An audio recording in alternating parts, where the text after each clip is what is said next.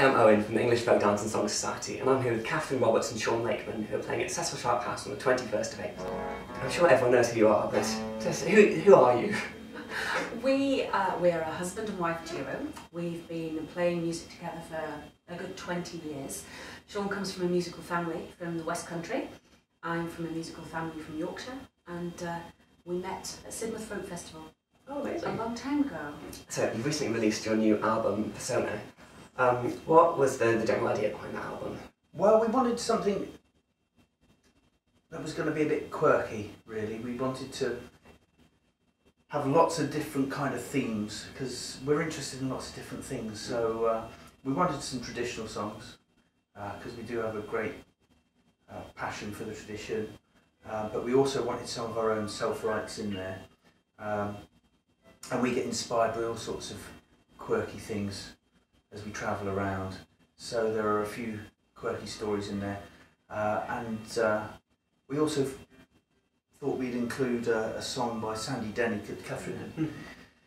I was asked to go and tour with the surviving members of Fotheringay a couple of years ago, along with Simon Barker and PJ Wright. We stood in with the original surviving members, which was fantastic to do, because I grew up listening to Denny and learning all her songs, so I was able to go and sing those songs with her bandmates, which was wonderful.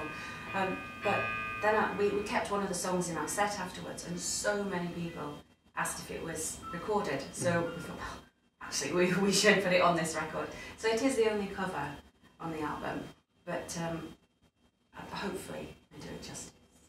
So you mentioned that you perform quite a lot of traditional songs as well as your own songs.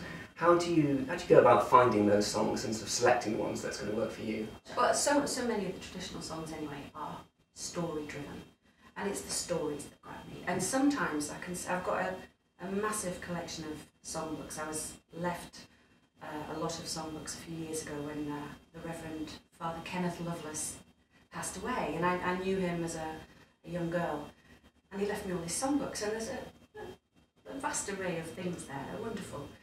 But I find that sometimes I'll sit down and flick through all the books and nothing jumps out at me. And then 3 weeks later, I might sit down and look through the same books, and I might be in a different mood or a bit more receptive, and suddenly I'll look at one of the songs and think, wow, why have I never learned that one? That's a great song. So really, it could be that it's just a really great story, or some aspect of it that really it becomes quite inspiring. You've both performed in larger bands in the past, so Sean, so you played with Seth for many years, and Equation and all of that. How does it compare playing in a duo? How do you find that different? Well, it's much more exposed, and certainly from my perspective, it's much more demanding actually, because you really are. Yeah, you're much more exposed. You just have to do more work. I suppose from your point of view, you know, Sean as the guitarist, as the one who's holding it all together. He's the rhythm guitar, he's the lead guitar, he's percussion, he's covering the bass, and it's all coming out of his one instrument. For me to be able to, he makes it much easier for me to sing by providing this amazing support underneath the song. But when you're with a band, obviously you can just focus on one role and you can almost hide in amongst the band in a way. But it's good discipline, I think. There's no sort of filler in the music. Everything has to kind of stand on its own merits. You can't just write and do another chorus, or write take a guitar solo, or if I was just to take a guitar solo, there'd be nothing else happening. So. Yeah. That would be a bit of a shock. So yeah, it's just a completely different discipline, but we love it. It's really good, and it's demanding. And when you feel like you get it right, and you've worked hard at something, and you play it live for the first time, and you get a good reaction from the audience, it does feel, it feels great. So as you mentioned, you're both from quite musical families, and also you're husband and wife, so there's that family aspect as well. Is that family thing really important to you in your music making? I think so. Yes, I think we have a lot of support from our families, both sides, and because they understand what it is we do in a very visceral way, because they've done it themselves, it makes it a lot easier for us. We get a lot of support, and of course it's that thing, you know, if we're recording, inevitably if there's something we can't play between the two of us, there's someone in the family who can do it. You know, in fact we're training the kids up to play the trombone and the trumpet at the moment. Just the sort of support network, and like Kathryn says, the understanding of being a professional musician, a gigging professional musician. It's a strange thing. It's a very strange life, and it's good to have lots of close family that appreciate and are able to scoop us up if we need help and understanding, and they are all fantastic for that. We're lucky. So you mentioned that you've been influenced by Sandy Denny in the past. Who are your other musical influences?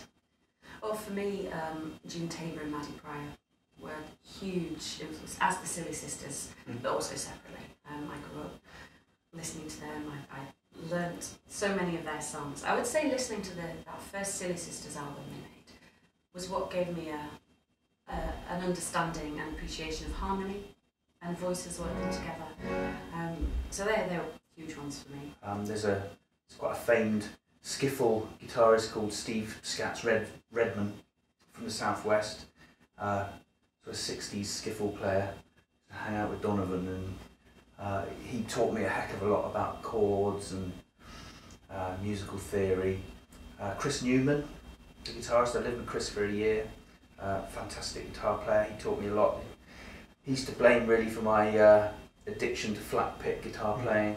But Nick Jones, who lives now in the village where I was brought up in Devon, and we see Nick all the time walking his dog, and he's still a big inspiration.